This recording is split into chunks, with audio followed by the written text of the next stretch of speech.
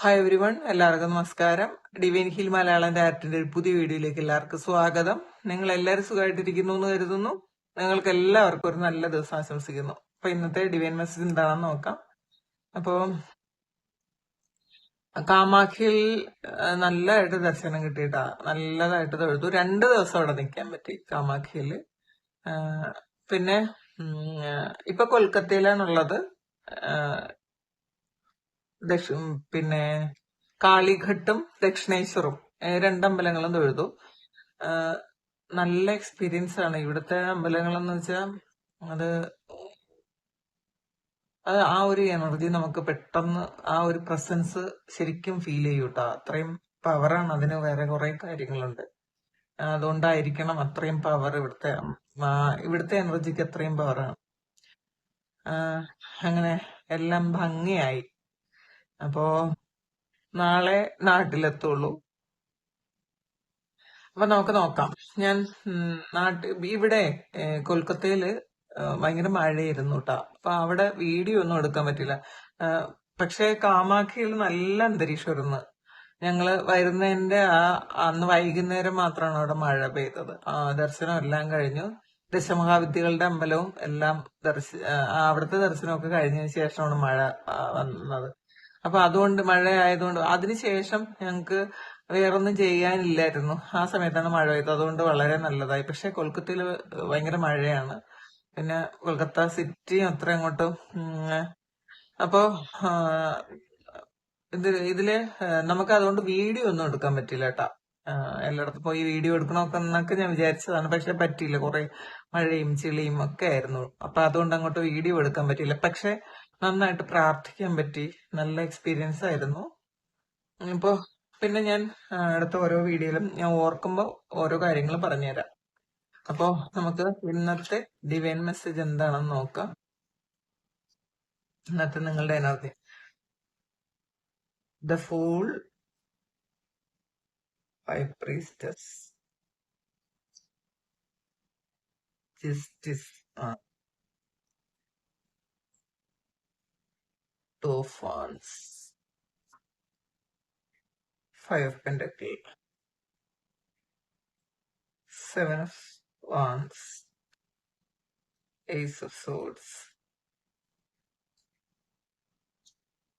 Ace of Cup വന്നിട്ടുണ്ട്. ഇവിടെ കുറച്ച് ഇപ്പോഴും ഹോട്ടലിലാണ് കേട്ടോ. അപ്പൊ അത്രയും വെളിച്ചം കുറവായിരിക്കും, നിങ്ങൾ ക്ഷമിക്കുക.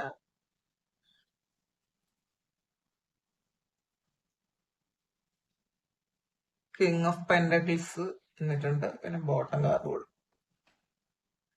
Knight of പെന്റക്കിളാണ്. നമുക്ക് പിന്നെ 2 കാർഡ് ഇതിന്റെ ഗൈഡൻസ് നോക്കാം. ഫ്ലെക്സിബിൾ,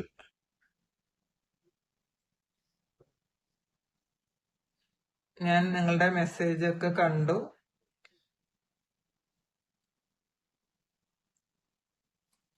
എല്ലാവർക്കും വേണ്ടിയിട്ടും പ്രാർത്ഥിച്ചിട്ടുണ്ട്. കുറെ ആൾക്കാർ എനിക്ക് മെസ്സേജ് അയച്ചിട്ടുണ്ട്. എല്ലാവർക്കും വേണ്ടിയിട്ട് ഞാൻ പ്രാർത്ഥിച്ചിട്ടുണ്ട് കേട്ടോ. യങ് ഇമാജിൻ,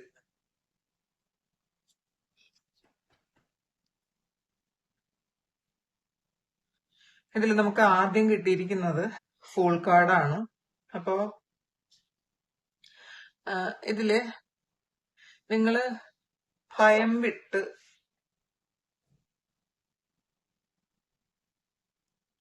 ഭയമെല്ലാം വിട്ട് മുന്നോട്ട് പോകുന്ന ഒരു എനർജിയാണ്. അതായത് പുതിയൊരു തുടക്കം ഇന്നത്തെ ദിവസം ഉണ്ടാകുന്നു എന്നാണ് കാണുന്നത്. പിന്നെ ഒരു പുതിയ അധ്യായം തുറക്കുന്നു എന്ന് പറയാം.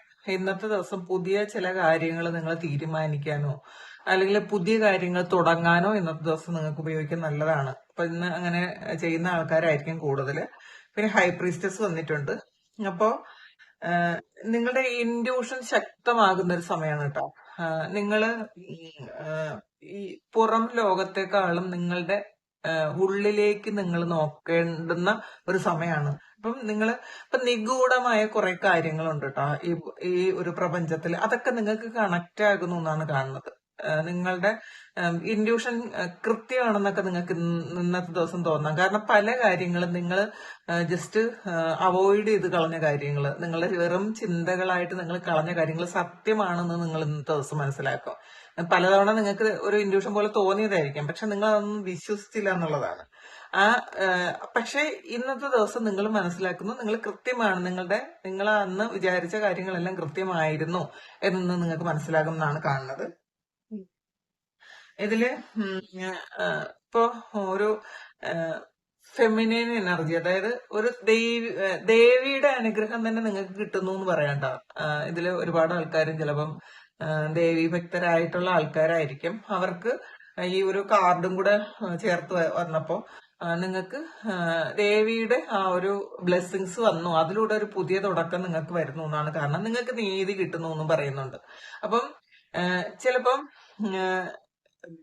നിങ്ങൾക്ക് നീതി കിട്ടണമെന്ന് നിങ്ങൾ വളരെയധികം ആഗ്രഹിച്ചിട്ടായിരിക്കും. ചെയ്യാത്ത തെറ്റിനെ ചിലപ്പോൾ ശിക്ഷ അനുഭവിക്കുകയോ മറ്റുള്ളവർ മാറ്റി നിർത്തുകയോ ഒക്കെ ചെയ്യുന്ന ആൾക്കാരായിരുന്നു നിങ്ങളെങ്കിൽ, അപ്പൊ ഈ ഒരു സമയം ചിലപ്പം ഒരു ദൈവാനുഗ്രഹം പോലെ നിങ്ങൾക്ക് നീതി വരുന്നു. നിങ്ങൾ പറയുന്നതാണ് ശരി, അല്ലെങ്കിൽ നിങ്ങൾ ചെയ്തതാണ് ശരി, അല്ലെങ്കിൽ നിങ്ങൾ ചിന്തിച്ചതാണ് ശരി എന്നുള്ള ഒരു അങ്ങനത്തെ ഒരു തീരുമാനം മറ്റുള്ളവർക്കും കൂടി ഉണ്ടാകുന്നു. മറ്റുള്ളവർ അങ്ങനെ ചിന്തിക്കുന്നുണ്ട്. പാസ്റ്റിൽ ചിലപ്പോൾ നിങ്ങളെ തള്ളി പറഞ്ഞ ആൾക്കാർ ഇപ്പൊ അവർ മനസ്സിലാക്കുന്നുണ്ട് നിങ്ങളായിരുന്നു ശരി, നിങ്ങൾ പറഞ്ഞ കാര്യങ്ങൾ ശരിയായിരുന്നു എന്ന് മനസ്സിലാക്കുന്നുണ്ട്.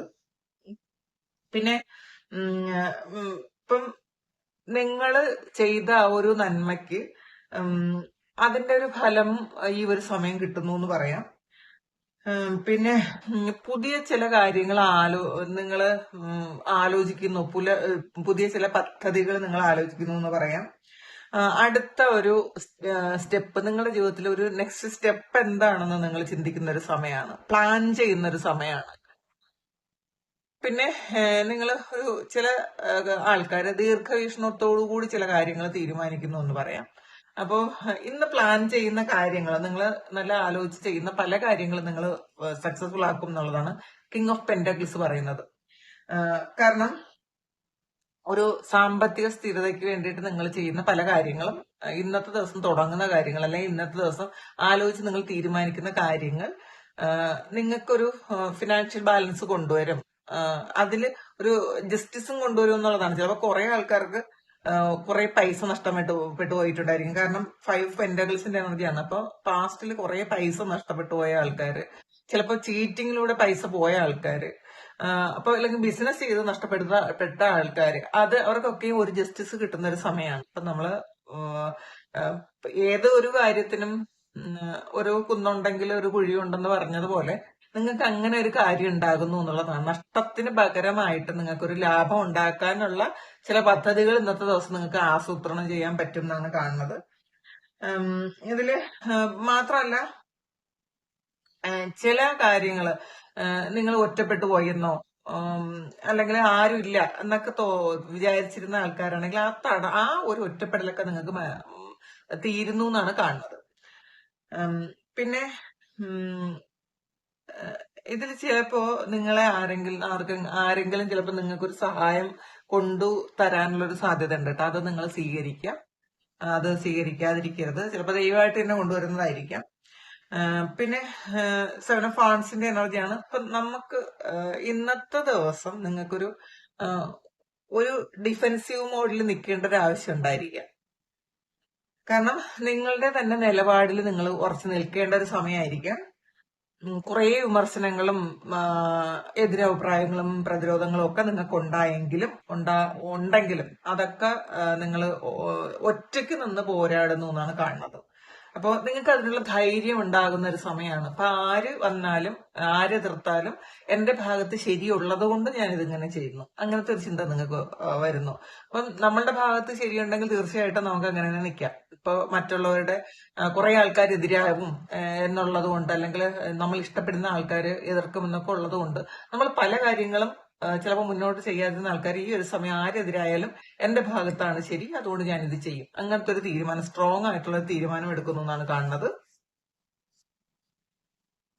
പിന്നെ ഏസ് ഓഫ് സോഡ്സിന്റെ എനർജിയാണ്.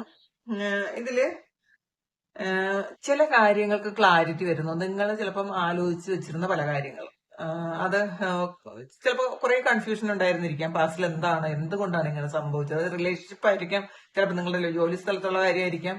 അപ്പോൾ അത് നിങ്ങൾ ശരിക്കും കൺഫ്യൂസ്ഡ് ആയിരുന്നെങ്കിൽ ക്ലിയർ ആയിട്ട് മനസ്സിലാകുന്നു, ക്ലാരിറ്റി വരുന്നു എന്നുള്ളതാണ്.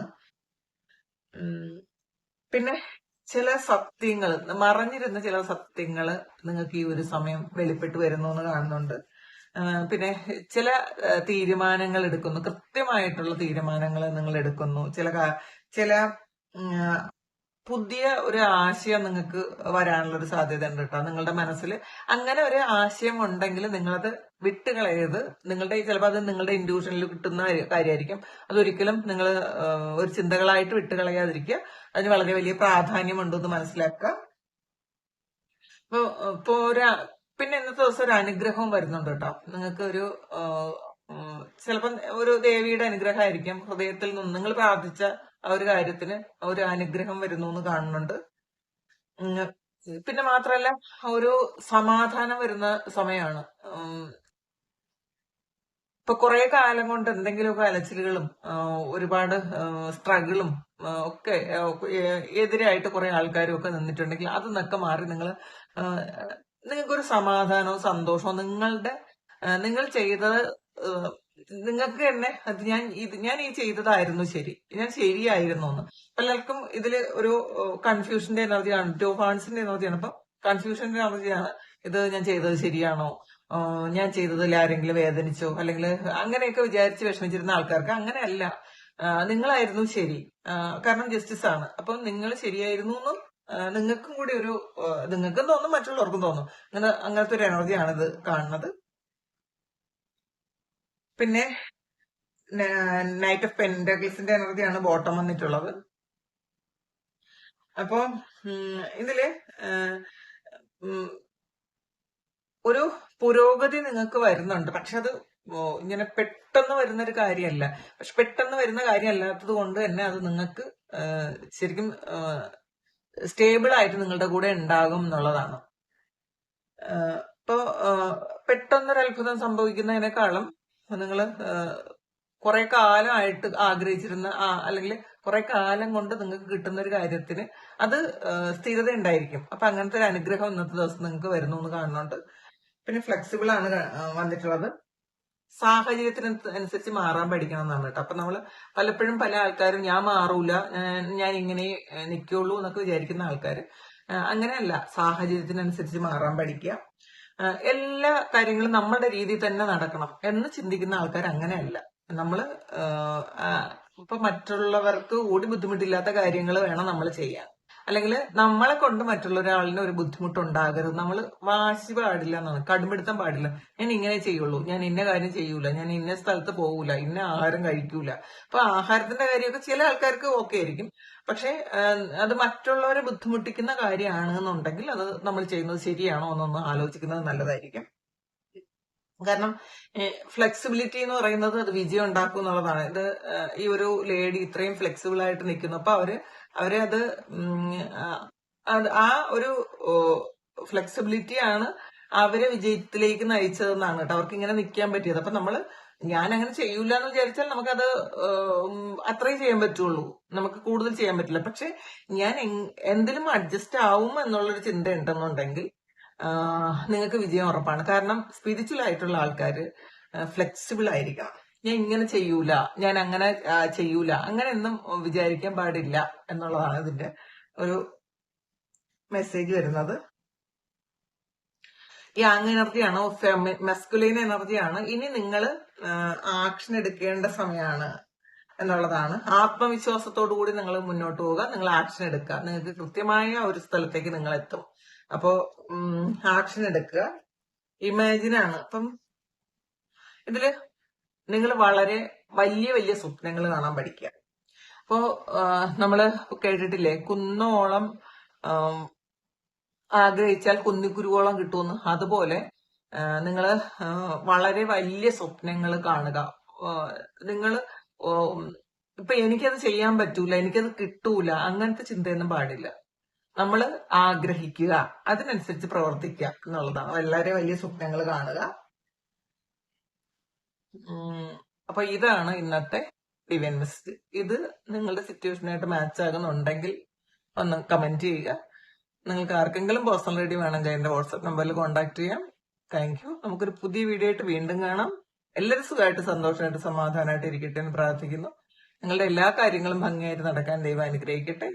ഒരുപാട് സ്നേഹം, ഒരുപാട് നന്ദി. Thank you.